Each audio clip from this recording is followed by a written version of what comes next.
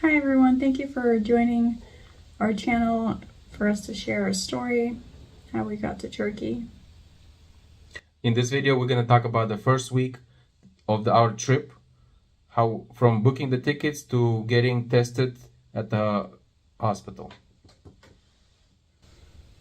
So after we decided we're gonna go to Turkey, we bought our tickets and we let our navigator know that we bought the tickets And she, the same day, she, as soon as she find out, within like 2 hours, she had our hotel booked, our transportation from the airport to the hotel. She had appointments for the next 2 days scheduled.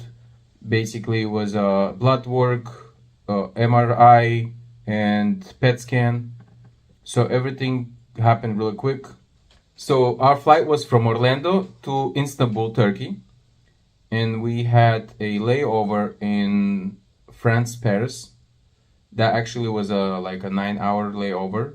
We were able to get off the airport and walk around the city, which was really nice, and Mila liked it. Yeah. Yes, we got to visit, I don't remember the name of it. Oh, it's Notre Dame, or I think that's what it's called. We got to visit inside of it because last time we were in France, it was burnt and it was closed. So this time we got to go inside and we basically walked around and did whatever was free. Yeah, it was a nice experience. And then we went from Paris to Istanbul. It was in the middle of the night. There was transportation waiting for us. We checked in a hotel, and the next day we had a day off. It was a holiday here, so May 1st. May 1st. Yeah, we got to, it was like a Labor Day, so we got to relax, adjust, and then after that we start doing the tests. So originally we got diagnosed with breast cancer, and we came to Turkey thinking it's gonna be a breast cancer. After the tests and the PET scan, it showed that we have more than just the breast cancer. That the cancer spread into our bones. Into my bones. Yeah, not into. The cancer spread into my bones. Basically, 3 spots in the spine, multiple spots in the ribs, and Lung. in the lung. Yeah, under the armpit. Shoulder. I don't know about the shoulder. I don't remember them saying anything about the shoulder. It was a shoulder in the bone. Oh yeah, it was probably smaller. It's a small one, yeah. And it also spread into the hip. And they, after the PET scan, showed something in the head, and they had to do an MRT. And the next day they did the MRT, and they showed that there's nothing in the head. So that was a really good news for us. Every day it's like this. We have good news and bad news. We're going through stuff.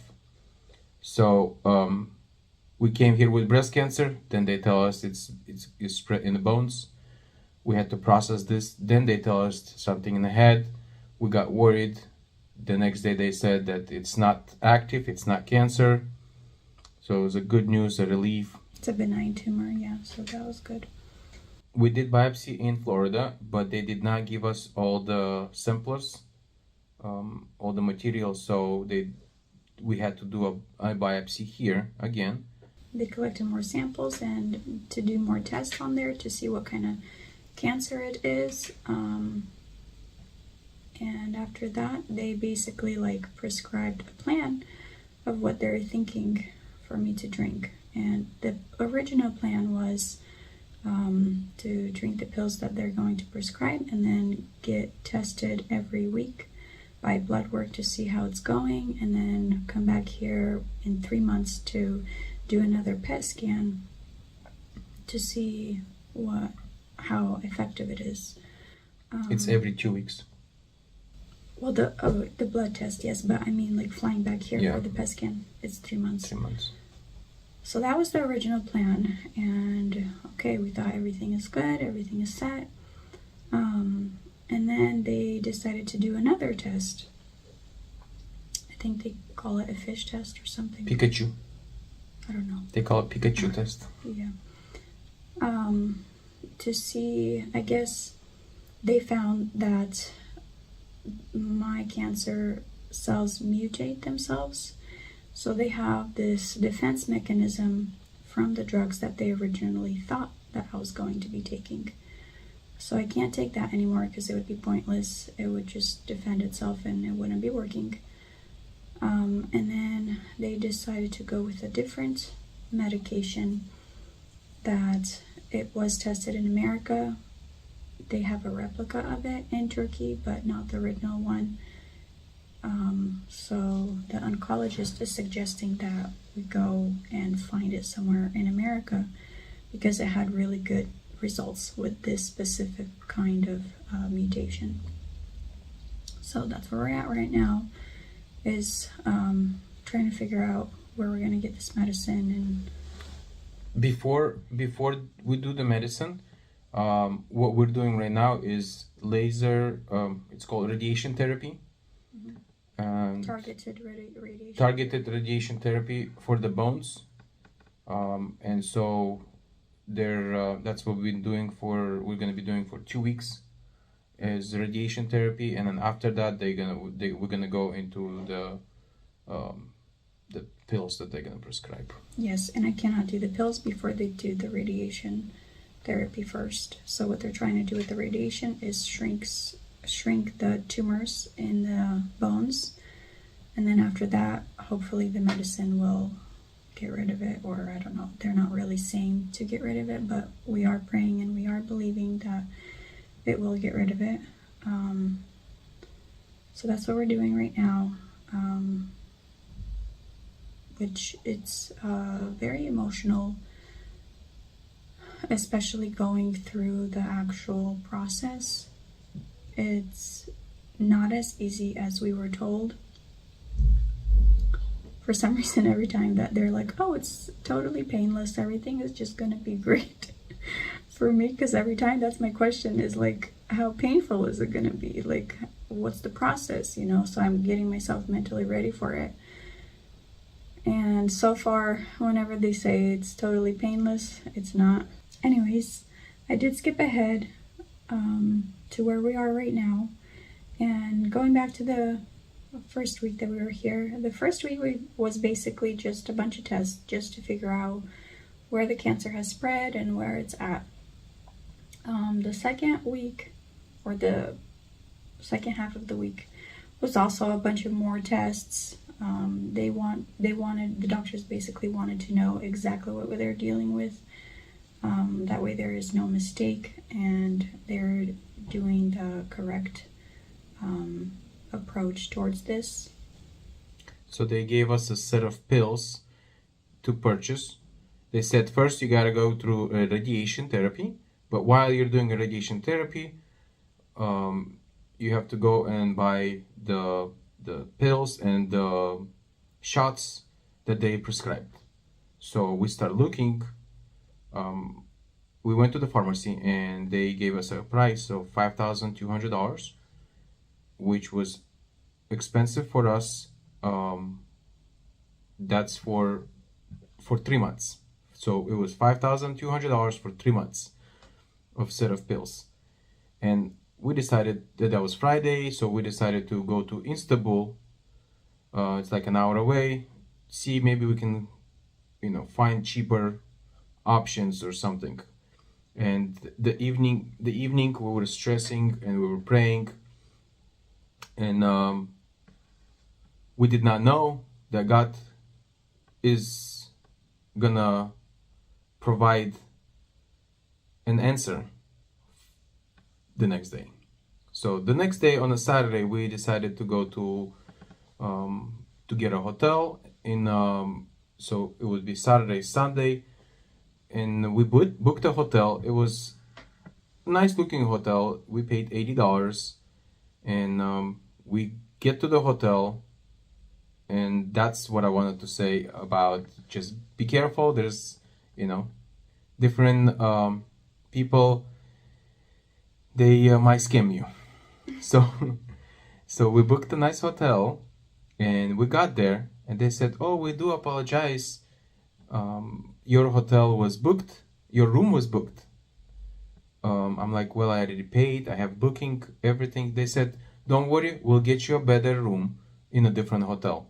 And they took us in a walking distance to a different hotel, and it was not good. It was twice as cheaper when I looked online, and the room was really dirty. And Mila's just like, "Nope, I'm not doing this. Let's go back to the hotel originally and then take our money back." We went back. But you didn't. He did. I- Going back into this whole process, Nick was very frustrated that we're spending so much money. I mean, so much time on this hotel. Why can't I just drop it and just stay at this hotel? It's fine. Yeah, because we wanted to get to. It was a Mother's Day, right? Yeah, it was a Mother's Day, Yeah. and I just wanted to take her places so we can walk around and see things. And I just got stuck on this hotel and I was like, no, I'm irritated. I don't want to pay so much money for this and get something that's horrible. Like, everything was dirty on there. The bed sheets, the chairs, like, it was just disgusting. so we went back to the original hotel that we booked, and we said, "Please give us our money back. We're gonna get a different hotel." They said, "We cannot do that. We'll get you another room." I'm like, "No," and they offered another hotel even worse, and I said, "No, I need our money back." They said, "We cannot do that," so I had to call my booking agency and get my money back. It was a long process. We spent like 2 something hours for no reason. That was a scam that they later on I find out that's what they do. They sell expensive hotels, and then they give you a cheaper rooms in their surroundings. But we end up getting a better hotel for even cheaper, and I was a little bit frustrated because we spent too much time. But when we got to the Our farmers markets, it's called Grand Bazaar. We walked around and we met a guy, an owner of this stores of they sell all kind of clothings, and we met him, and he asked how's everything, where we're from, and we told him that we're staying next to a hospital here. Mila's having cancer. He said, "Wait, I will help you out." Before he said that, he was just asking us a bunch of questions and trying to basically encourage us and say everything is going to be good. I went through cancer, God is almighty and he can heal you, and he's going to be with you every step of the way. Just basically sharing his story, and even though he was saying that it's not easy path, it is difficult, but God will teach you through this situation, and you will come out a completely different person afterwards. One thing I do remember is he was saying that before he got sick, he was a very stubborn man, and he was said, prideful man, and he was not a good man. He himself said that. Doing things he shouldn't be doing, basically, and he knew he shouldn't be. And then he said, God gave you a present. And I was just shocked, like, what do you mean a present? Cancer is a present? So he was like, yes, this is a present. He gave you a present. He loves you so much that he gave you a present. So he continued to share that when he was prideful and doing things he wasn't supposed to, and God gave him that path to walk through, he ended up changing and being a better man, and now serving God, and he's no longer prideful, and he prioritizes people and helping them. That he's a completely changed man. So he was like, this is a gift for you, and he will heal you, and everything is going to be good. It's just a process that I need to go through, to be the person that I need to be in the end. So it was a Saturday evening, and he had to close the shops. He had to pay the employees. He said, "Just wait here. I will help you out." I did not understand what he means. We just sat down like little kids, just waiting for like 30 minutes when he was closing shop. We didn't. I mean, I didn't even know how he's gonna help me, but I need help. So, because I asked him about the pills, he said, "We'll figure it out." Yeah, with the questions we were asking him, like, where are we gonna go? What are we gonna do? He was just like, trust me, just trust me. Just trust me. And we were just like, okay, I don't know. Like, I had just peace. Like, okay, Yeah. it's fine. Uh, So that's why Nick was saying we're just like little kids trusting he, a person that we just met. he closed. Yeah, he closed shop. He paid all the employees, and then he said, "Okay, follow me." So we walked to the metro station, and we went on the metro. We don't know where we're going. We're just following him and his son. And then we got off the metro station. He got a taxi. We went into the taxi, and he going, and he said, "I will take you to the hospital." So he took us to a hospital.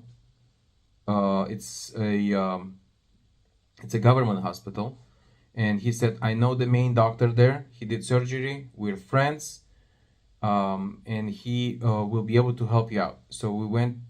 It was evening time. It was like 8:30, I think, 9.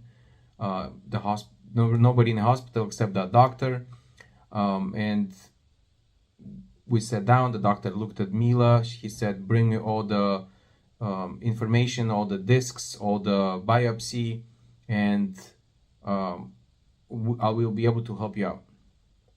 And if you have any financial struggles, we can see if we can put you in the system, and the government will be able to cover some of the procedures." Which I don't know how that would work because we're not residents here or anything. So Yeah, he said just after that, just buy him a good gift. The guy that brought us to the doctor, he said, "In here, you just buy him a good gift." Well, we didn't end up doing anything at the hospital, but once we're driving home, we were sitting and thinking, why did we go through this? And then we realized God is showing us that if we can't afford it, if we can't find a solution, God is going to show us the solution, and God is going to be able to provide for us. So even if we would not be able to be treated at this hospital because they brought us really expensive bills, God shows us that He can just do it for free if, through the right people. And so that was a really good testimony for us that God is with us. And yeah, and after that, we still couldn't find a good deal on the tablets or the pills because we asked the doctor over there, the one that's with the government hospital. yeah. So the doctor there basically said, like, you're not going to find a better deal on those pills. That's just how they are. But for some reason, we were just not ready to buy. Like, inside, we gotta wait. It's okay. It's not time yet. We're gonna buy it when we actually need it. Like, both me and Nick were like that. And we weren't really, like, panicking about it after. Yeah, after I bought experience. I bought the cheap ones because it's a set of pills. I bought the cheap ones just to have it, but the expensive ones and the shots that are expensive, I waited. And I did not know why I was waiting. We were looking for different, options. Here in Turkey, all the pharmacy, they have to have the same price. We didn't know, but all the pharmacy, they have the same price anywhere. They're really strict on that. So we looked through different pharmacies, and they were about the same price. So we waited, not knowing why we're waiting. And why is because the doctor said we don't need to buy them anymore. They're not gonna work. After the fish test that they did, they when they found that it's a mutation, they said that those pills would not work, and good thing we didn't buy them. And they gave us another set of pills that now we have to decide. Which we're still waiting on those two. And hoping God will heal, and we don't need to spend because the new pills that they prescribed here, they're $5,000 per month. So they're a lot more expensive. They're a lot more expensive. And the doctor said that the treatment, this prescription is basically for 2 years, around 2 years, that they're saying that usually they get the cancer under control, which we believe in healing, and we don't want to go through a 2-year process. Yes, I do believe in healing, and I do pray every day that I am healed. So this process, it is a roller coaster of emotions. Every day, there is something is going on in our life. Every day we see God's hand. At the end of the day, we are victorious. We go through a lot of different things. It's either a emotional, physical pain, financial struggle, and at the end of the day, we see that you guys are praying for us. We feel the help, financial help. We feel God's hand. And a lot of people send us verses from the Bible, which encourages us and strengthen us with to have faith and to keep going. So we do thank you for watching and for being with us, helping us financially and helping us emotionally when you guys talk to us and encourage us that everything's going to be fine, giving us verses where it says that, we are strong with God, that God is with us, and that God already healed us, so we are victorious with God. Yes, and I do want to share that in the beginning, we did have more, I think, of emotional roller coaster, just because we were just not sure what the next step was, and it's all just so new to us. And like we were relying, I think, or at least I was, more on what the doctors is going to say, but God has been just showing so much for me that it's not up to the doctors. It doesn't matter what kind of doctor it is. Without his help, without his healing, nothing is going to work and nothing's going to happen. So we have been working through that. And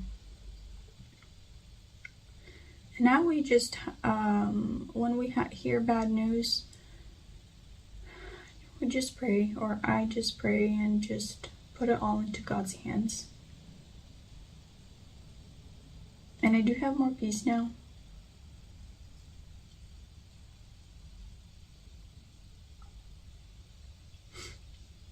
Oh, another thing we didn't share is before going to Istanbul to look for these pills, to buy them for a cheaper amount, we were in the elevator going down, and Nick and I were just talking like, how are we going to do this? How are we going to pay for this? And we were just both so frustrated, like, everything is getting more expensive. How are we going to do this? How are we going to pay for this? Just financial stress.